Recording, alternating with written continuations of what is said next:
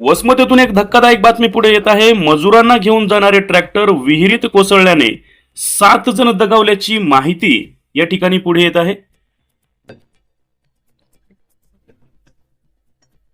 नांदेड शिवारालगत असलेल्या वसमत तालुक्यातील गुंज येथील काही महिला आज सकाळी आलेगाव शिवारात हळद काढण्यासाठी जात होत्या, त्यावेळी मोठा अपघात घडला। महिलांना घेऊन जाणारा ट्रॅक्टर अचानक नियंत्रण सुटून 50 फूट खोल विहिरीत कोसळले। सूत्रांकडून मिळालेल्या प्राथमिक माहितीनुसार या भीषण दुर्घटनेत 7 महिलांचा जागीच मृत्यू झाल्याची शक्यता व्यक्त करण्यात येत आहे। घटनेनंतर परिसरात एकच खळबळ उडाली असून ग्रामस्थांनी तातडीने मदत कार्य सुरू केले आहे।